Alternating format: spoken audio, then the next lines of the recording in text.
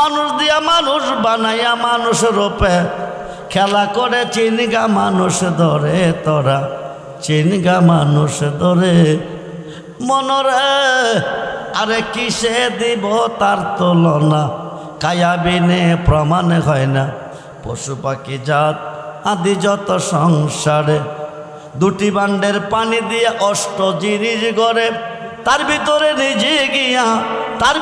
নিজে গিয়া আত্মার রূপে বিরাজ করে চিনগা মানুষ ধরে তোরা চিনগা মানুষ ধরে মনরে নবরঙ্গে ফল পটিয়া ভ্রমরাইল ওরে নবরঙ্গে পঞ্চরসে ফুটলো ফুল আব্দুল্লাহর গড়ে চিনতে কয়জন পারে তারে চিনতে কয়জন পারে মনরে আরে মায়া সুতের জাল বনিয়া প্রেমের ঘরে বাপ জুগাইয়া প্রাণেতে প্রাণ মিশাইয়া রইল জগৎ জোরে সবুজ নিয়া দেখে না চায়া ববে পুরুষ নখে সবই মায়া থাকবি যদি পুরুষ হইয়া চলো বেদ বিচারে জোরে কনসভা সালে মুসা জঙ্গি হুজুর দুধ কলা খাইয়া খবর কিসের দিছে মেয়ের গাউসে পাকে একটা সর খাইয়া কি খবর দিছে 7টা মেয়ের ছেলের আল্লাহু আকবার বলে সালে মুসা জঙ্গি হুজুর একটা সর দিছে বড় ফিরে এক সরে 7টা মেয়ে ছেলে পেটের ভিতরে যেটা আছে এইটাও ছেলে আল্লাহু আকবার আল্লাহর ওলিরা পারেনি জোরে কোন চট্টগ্রামের জমিনে শুয়ে আছে আমানুর শাহ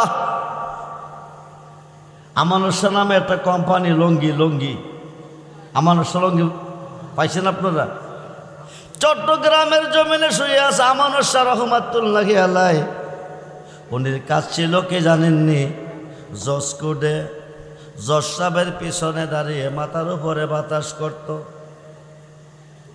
জজ সাহেব ভালো মন্দের বিচার করত একদিন একটা বিচার একটা ধনী মানুষ একটা গরিব মানুষের বাড়ি জাল দলিল বানাইছে জাল দলিল কি দলিল দলিলে জাল আসেনি পাসপোর্টের মধ্যে আসেনি টাকার মধ্যে আসেনি মালের মধ্যে আসেনি মুসলমানের মধ্যে জাল আছে ইমাম সাহেবের মধ্যে জাল আছে মুফতি সাহেবের মধ্যে জাল আছে বক্তার মধ্যে জাল আছে আলেমের মধ্যে জাল আছে মুফাসসিরের মধ্যে জাল আছে মুহাদ্দিসের মধ্যে জাল আছে জাল দলিল বানাইয়া জজ কোর্টে গেছে গিয়ে জজ সাহেব এই যে দেখেন দলিল এই বাড়িটা আমার উনি দখল করে রাখছে উনারে বলেন বাড়িটা ছেড়ে দিত জজ সাহেব বাবা তুমি ওনার বাড়ি দখল করে কেন রাখছো গরিব মানুষটা 2টা চোখের পানি ছেড়ে দিস জজ সাহেব বাড়ির মালিক তিনি নয় মালিক আমি জজ সাহেব আমি মুখের কথা মানি না দলিল চাই তোমার দলিল আসেনি কজি আছে দলিল দাও গরিব মানুষটা আমারে 3 দিনের সময় কয়দিন জজ সাহেব 3 দিন কিরে আমার বাড়ি আইতে যাইতে সময় লাগবে 3 দিন জজ সাহেব 3 দিন দিতে পারবো না আগামী দিন 10টা পর্যন্ত সময় দিছি কয়টা এখন 3 দিনের পথ অতিক্রম কি 10টার ভিতরে সম্ভব দলিল না দেখাইতে পারলে ধনী লোকে বাড়ি নিব আর দেখাইতে পারলে গরিব লোকে বাড়ি ভাইব রাইতে 10টা বেজে যাবে দলিল তলব না করতে পারলে ধনী লোকটা বাড়ি নিবে গরিব মানুষটার চোখে ঘুম নাই রাত্রে ঘুমাই নাই আমানুর শাহ রহমাতুল্লাহি আলাইহি যে বাতাস করছে উনি মনে মনে দৈরা নিছে এই লোকটা ওনার প্রিয় ওনার কাছে যদি কই 3টা দিন সময় পামু উনি কইলে জজ সাহেব দিব আমানুর শাহর ঘরের দরজার মধ্যে গিয়া বৈশা কাঁদতেছে চোখের পানি ঝর্ণার মতন ঝরতেছে রাতের 3টা বাজে আমানুর শাহ রহমাতুল্লাহি আলাইহি ঘুম থেকে উঠছে তাহাজ্জুদের নামাজ পড়ব উজু করার জন্য বাহিরে যাব ওইটা দেখে দরজার মধ্যে লোকটা বৈশা কাঁদতেছে জিজ্ঞেস করলো বাবাকে বিস্তারিত কইছে। হুজুর আপনি কত করলো দেখছি জজ সাহেবের মাথার উপরে বাতাস দেন। জজ সাহেব গরিব, হুজুর আপনি আমার কথা শুনুন, একমাত্র বাড়িতে আমার সম্বল পুঁজি, ছেলে মেয়েদেরকে নিয়ে দিন মজুরি কাম করে বেঁচে আছি, মেয়েরা ছেলেরা বাড়িতে আছে, আমিও বাড়িতে যাই। স্বামী কসম খাইয়া কইছে আমাকে তালাক দিবে, নতুন করে বিয়ে করবে। হুজুর কোন সময় ছেলে হবে আমি মানি না, ছেলে না লইয়া যাইতাম না। সুবহানাল্লাহ কর। এটা কি গাছের ফল ফাইদা দিব? বড় ফিরে কমা তোরে কইছিলাম তুই বাড়ির যা, তোর একটা ছেলে হবে, তুই কইছত না লইয়া যাইতি না। তবে ছেলে তোর নেওয়ান লাগতো না, বাড়িতে যাইয়া দেখ বিষয়টা মায়াই তোর ছেলে হয়ে গেছে। আল্লাহু আকবার বলে। কি হয়ে গেছে? বাড়িতে আয়া দেখে 20টা ছেলে দাঁড়াই রইছে। আল্লাহু আকবার বলেন। আসিল কি হইল কি? আসিল কি হইল কি? আল্লাহ মেয়ে বানায়া পাঠাইছে, আল্লাহ মেয়ে বানায়া পাঠাইছে, বড় ফিরে কয়া দিছে ছেলে হইয়া গেছে। জোরে কোন সুবহান। বন্ধুরে আল্লাহর ওলিদের কাছে আমরা কেন যাই? মান্নত কেন করি? মানতি কেন করি? কারণটা কি? এক মহিলার ঘরে একে একে 7 জন মেয়ে হয়েছে। কয়জন? জোরে কন, জোরে কন। দিছে কে? এইবার মেয়েটা 8 মাসের হামিলদার। কয় মাসের? স্বামী কসম খাইয়া কইছে বিবি 7টা মেয়ে পাইছি, এবার একটা মেয়ে হইলে তুই তালাক। কি কইছে? 7টা মেয়ে তোর হয়েছে, এইবার তুই 8 মাসের গর্বিত। খুদার কসম খাইয়া কই যদি এবার একটা মায়া হয় তুই তালাক। মহিলা কাঁদতেছে, 2 চোখের পানি ছেড়ে কাঁদতেছে। মহিলার অপরাধ কি? মেয়েকে দিছে, আল্লাহ দিছে। 2 চোখের পানি ছেড়ে মেয়েটা কাঁদতেছে। এক লোকে গিয়া তুমি একটা কাম করো বলে কি, ইরাকের জমিনে একটা নদী আছে, নদীটার নাম দজলা নদী। কি নদী? এই দজলা নদীর পার একজন ইমাম সাহেব আছে, উনি চক্ষু বন্ধ করলে কইতে পারে ফেডের ভিতরে কি আছে। সুবহানাল্লাহ। ওনার কাছে যাও, ওনার কাছে যাও। উনি চক্ষু বন্ধ করলে কইতে পারে ফেডের ভিতরে কি আছে। তবে যাইবা জানে, খালি যাইও না, কিছু লইয়া যাও। মহিলা এক হাতে দুধ আর এক হাতে কলা, যাইতে যাইতে হুজুরের কাছে গেছে। গিয়া হুজুর আগে 7টা মেয়ে হয়েছে, এবার আমি 8 মাসের গর্বিত। স্বামী আমারে কসম খাইয়া কইছে এবার একটা মেয়ে হলে আমাকে তালাক দিয়ে বিয়ে করব। হুজুর এই বয়সে তালাক দিলে যাব কই? এই দুধ কলাটি আপনারে দিলাম, আপনি খাইয়া কইবেননি আমার পেটের ভিতরে কি আছে। মহিলাটারে বসাইয়া হুজুর দুধ কলাটি লইয়া আস্তানা গড়ো গেছে, গিয়া দুধ কলাটি খাইছে। খাইয়া চক্ষু বন্ধ কইরা মুরাক্কাবা মুশাহাদার মধ্যে গেছে। গিয়া দেখে পেটের ভিতরে যেটা আছে এইটাও মায়া। কি মায়া হইলে কি করব? মায়া হইলে কি করব? আমরা আল্লাহর ওলিদের কাছে কেন যাই? ওলিদেরকে কেন ভালোবাসি? নবীজিকে যতটুকু ভালোবাসলে ইমানদার। বুখারীর 1ম খণ্ড 7ম পৃষ্ঠা প্রমাণ। আল্লাহর ওলিকে ততটুকু ভালোবাসলে ইমানদার। জগৎ বিখ্যাত তাফসির রুহুল বায়ানে 10ম খণ্ড 284 পৃষ্ঠায় প্রমাণ। আশ-শাইখু ফি কওমি কান্নাবিয়া ফি উম্মতি। নবীকে আমার ভালোবাসা উম্মতের প্রতি যেমন, ওলিদের ভালোবাসা হইতে হবে তেমন। যেরকম সুবহান। পেটের ভিতরটা কি? মায়া হইলে কি করব? মহিলা কানতে কানতে যাইতেছে। এখন তো বাঁচার কোনো পথ নাই। এবার একটা মেয়ে হইলে তালাক স্বামী কইছে। গাউসে পাকে রাস্তার পাশে খেলতেছে, খেলা বন্ধ করে মেয়েটার সামনে গেছে, গিয়া আম্মা গো এমন করে কান্দ কেন? মহিলা কত ছোট্ট মানুষ, তুমি বুঝদা না, যাইতে দাও। বড় ফিরে রুহু জগতে অলি, মার ফেডে অলি, দুনিয়াতে আইসাও অলি, তিনি মাদার জাত অলি। জোরে কোন সুবহানাল্লাহ। হুজুর গাউসে পাক ডাক দিয়া মা, কারো কান্না, কারো ব্যথা, কারো বেদনা দেখলে আমার ভালো লাগে না। কেন কান্দ গো মা? আসল কথা কও না। মহিলাটা ছোট্ট মানুষ, তুমি বুঝদা না। মা আসল কথা না কইলে তোমার যাইতে দেব না। এবার মহিলাটা একে একে 7টা মেয়ে হয়েছে। এবার আমি 8 মাসের গর্বিত। স্বামী আমার কসম খায়া কইছে এবার একটা মেয়ে হলে আমাকে তালাক দিয়ে বিয়ে করব। হায় খায় আমি 10 নদীর ইমাম সাহেব হুজুরের কাছে দুধ কলা নিয়ে গেছিলাম। হুজুরের দুধ কলাটি দিয়া কইছি পেটের ভিতরে কি আছে কইতো।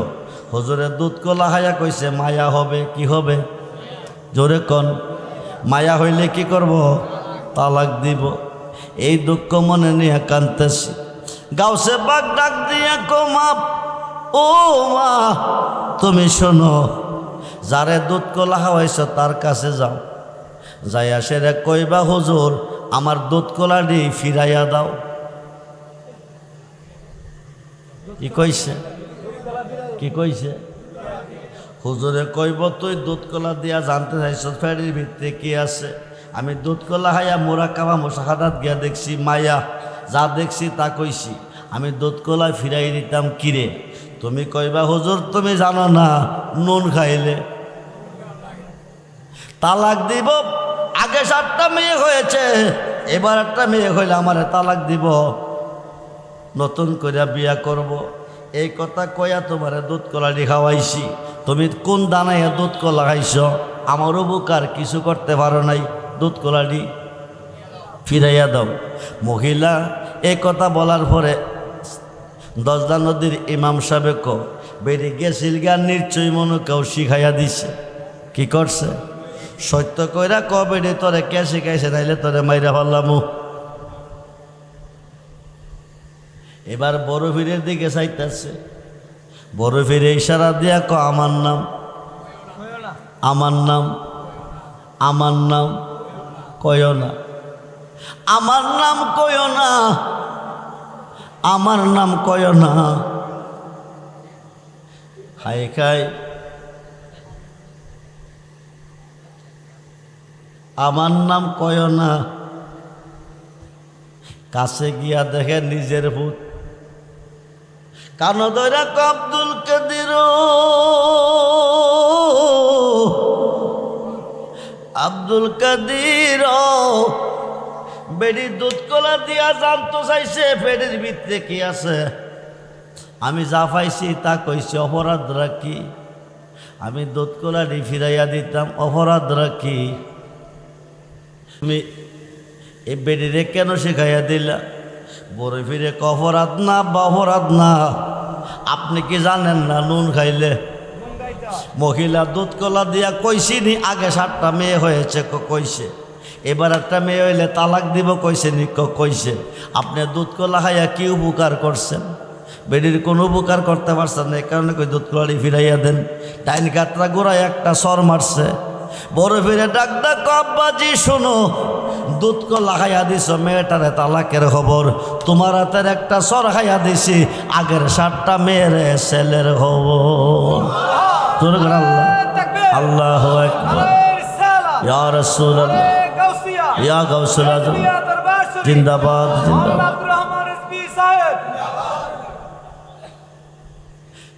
সালে মুসা জঙ্গি হুজুর দুধ কলা খাইয়া দিছে তালাকের খবর। গাউসে বাকে আব্বার হাতের একটা সর খাইয়া দিছে 7টা মেয়েরে।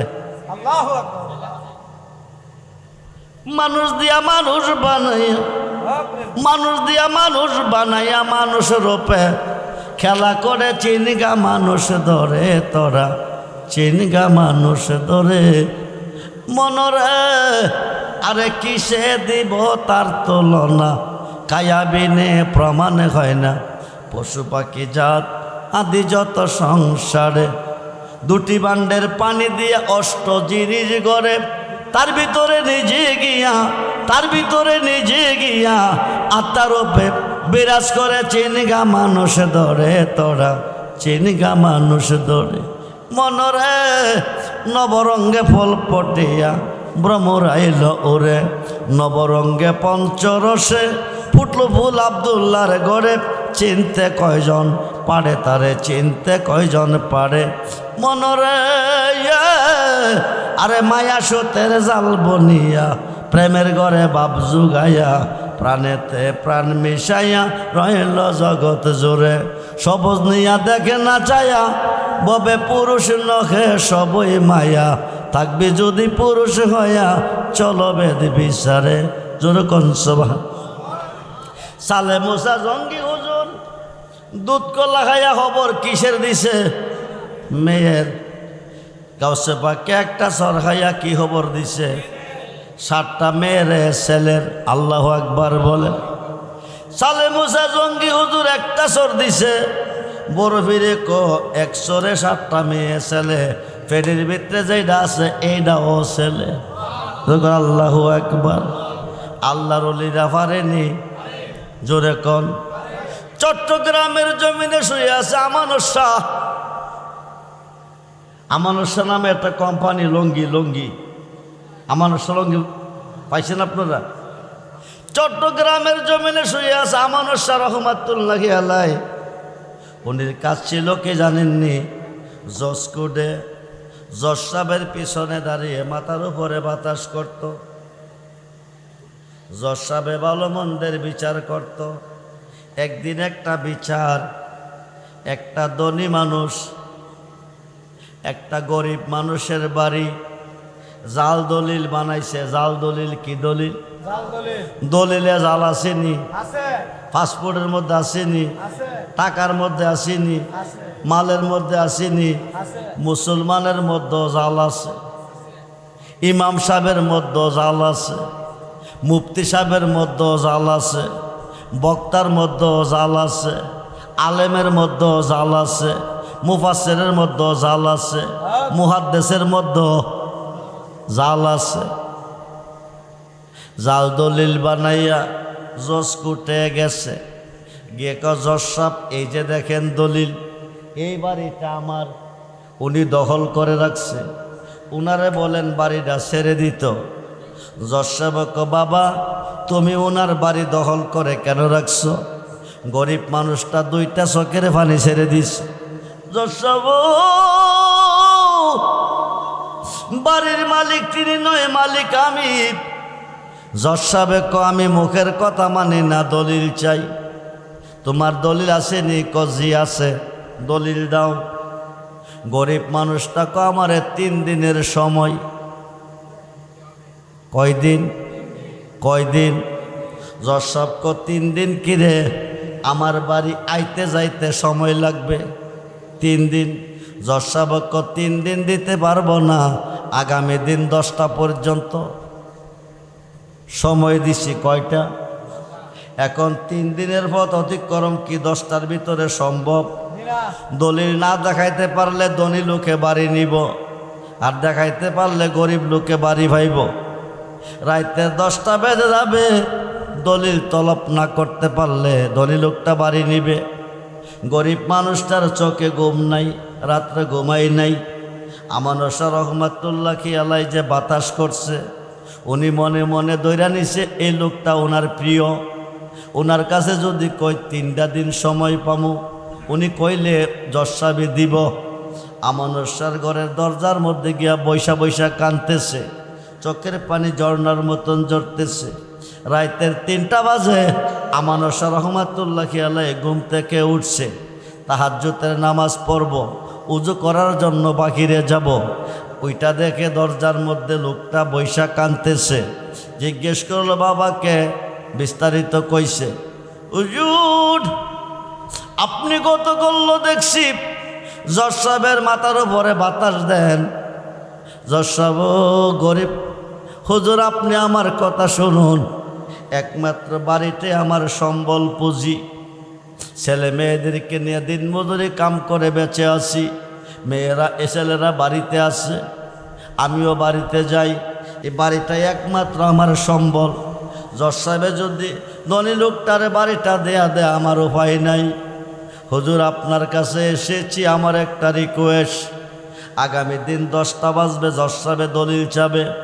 3 দিনের পথ অতিক্রম করে 10টার ভিতরে দলিল হাজির করা সম্ভব না।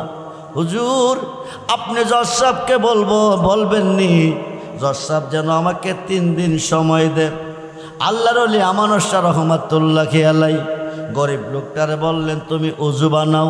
বানাইছে। তুমি নামাজ পড়ছে। নামাজের মাসালা হাতে লইছে। নদীর পার গেছে, গিয়া নদীতে যাই নামাজটা বিছাও। সুবহানাল্লাহ বলেন। কই বিছাইতো?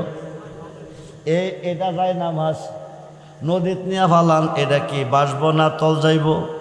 তল যাইব। যাই নামাজটা বিছাইছে। আমানুর শাহ গরিব লোকটারে যাই নামাজে দাঁড়া করাইছে। আল্লাহু আকবার বলেন। দাঁড়া করাই ডাইন দিকে চাইও না, বাম দিকে চাইও না, পিছন দিকে চাইও না, সামনেও চাইও না। কিছুক্ষণ পর একটা বাতি দেখবা, তখন তুমি চোখ খুলবা। সুবহানাল্লাহ বলেন। দাঁড়া করাইয়া বিদায় দিছে। চক্ষু বন্ধ করে দাঁড়িয়ে আছে। কিছুক্ষণ পরে দেখতেছে চোখের সামনে একটা আলো দেখা যাইতেছে। সুবহানাল্লাহ বলেন। কইছে আলোটা পাইলে চোখ খুলবা। এবার চোখ খুইলা দেখে আকাশে সূর্য উদয় হয়েছে। সুবহানাল্লাহ বলেন। লোকটা তার বাড়ির গাড়াত গিয়ে হাজির হয়ে গেছে। আল্লাহু আকবার বলেন। এইবার নামাজের মাসালা নদীতে রাইখা লোকটা ঘরে গেছে। দলিলগুলি বগলের তলে লইতেছে। ছেলে মেয়েরা কেঁদে কেঁদে কয়, আব্বাজি আমাদেরকে ফালাইয়া গেছিলেন কই?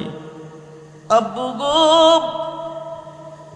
এতদিন হয়ে গেল, আপনারা গেছিলেন কই? আপনি গেছিলেন কই? আব্বুজি কই আসিলেন, কইতে আইলেন, কই গেছেন? আপনি গেছিলেন কই?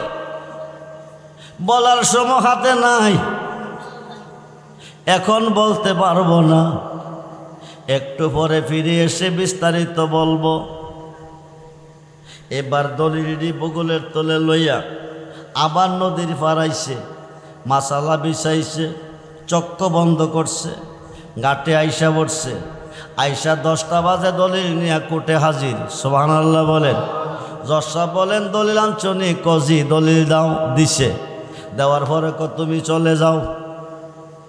হুজুর আপনি বলছেন 10টার সময় দলিল দিলে আপনি রায় দিবেন, দেখাইতে পারলে রায় দিবেন। আমি দলিল দিছি, চলে যাইতাম কেন? তুমি মিথ্যা কথা বলছো। কি মিথ্যা বললাম? গতকাল তোমার জিগাইছি তোমার কাছে দলিল আসেনি, তুমি কইছো আছে। আমি কইছি দলিল দাও, তুমি কইছো 3 দিন সময় দাও। এই 3 দিনের পথ অতিক্রম করে 10টার ভিতরে দলিল তুমি হাজির করলা কিভাবে? গতকাল দলিল তোমার সঙ্গে ছিল, তুমি মিথ্যা কথা বলছো। এখন লোকটা চাইতেছে আমানুর শাহর দিকে। আমানুর শাহ ইশারা দিয়া আমার নাম। 3 দিনের পথ অতিক্রম করাইয়া 10টার ভিতরে যে দলিল কোর্টে হাজির করাইলো, তিনি আমানুর শাহ। সুবহানাল্লাহ বলে। মুর্শিদ বেনে কে হবে তোর ওই নিদাম আপনার কান্ডারি রে। সারো রেজবি নামের তরি রে সারো মুর্শিদ না আহমের তরি। ওই তরিতে দিব আমরা ববো ও সাগর পারি রে। সারো রেজবি নামের তোরে রে সারো মুর্শিদ না আহমের তরি।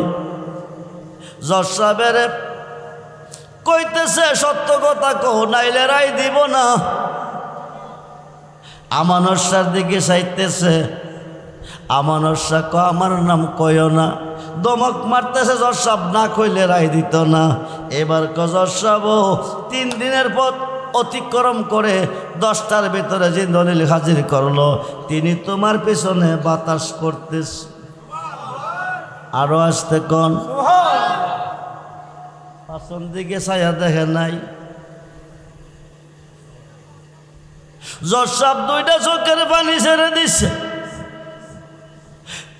3 দিনের পথ ঘন্টার পথ বানাইয়া দলিল গুলি হাজির করাইয়া তোরে বিপদ থেকে মুক্ত করাইছে ওই লোকটা আমারে বাতাস করছে তুই চিনলি আমি চিনলাম না জোরে কোন সুবহান অমূল্যধন বিক্রি করে তুই অমূল্যধন বিক্রি করে তুই বিনামূল্যে পাবি রে কামেলের দর বারে যদি যাবি রে তুই কামেল মুর্শিদের দর বারে যদি যাবি ইয়া নবী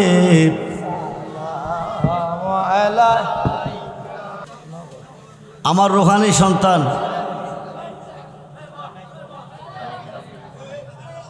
জনাব মোহাম্মদ আবুল কালাম সাহেব উনি আপনাদের এলাকায় থাকেন আপনাদের মাঝে আছেন আপনাদেরকে নিয়ে উনি চলাফেরা করতেছেন বসবাস করতেছেন আপনাদের ভালোবাসায় উনি আছেন এই মাহফিলটা একটা মাহফিল করতে গেলে অনেক শ্রম দিতে হয় অনেক টাকা পয়সার প্রয়োজন হয় প্যান্ডেল লাগে মাইক লাগে লাইটিং লাগে তাবারক লাগে বক্তা লাগে আবুল কালাম আপনাদের সহযোগিতায় মাহফিলের আয়োজন করেছেন মাহফিলটা আবুল কালামের নয় মাহফিলটা সকলের আপনারা সবাই মিলে ইহকালের শান্তি পরকালের মুক্তি আজকে মরলে কালকে কবর ধনী বলেন ফকির বলেন রাজা বলেন বাদশাহ বলেন জন্ম যার আছে মরণ তার আছে না নাই আপনারা কথা বলবেন না যেভাবে আছেন এভাবে থাকেন জায়গা কম ধৈর্য ধরেন আজকে মরলে কালকে কবর আজকে মরলে কালকে কবর নাকের বাঁশি দিয়ে বাতাসটা বাকিরে এসেছে ভিতরে যায় নাই মানব দেহের বেড়াগিরি শেষ আপনজন আত্মীয় স্বজন ভাই বেড়াদন যতই দেখেন আপন সব হবে পর বাড়ি আমার গাড়ি আমার ছেলে আমার মেয়ে আমার কুমিল্লা জেলা পুরাটাই আমার যাইবার কালে কমরের তাগাড়ও আপনাকে দিবে না রেখে দিবে সুসময়ে বন্ধু বটে অনেকে হয় অসময়ে হায় হায় কেউ কারো নয় সুসময়ের বন্ধু যিনি তিনি বন্ধু নয় অসময়ের বন্ধু যিনি তিনি বন্ধু হয় ঠিক কিনা বলেন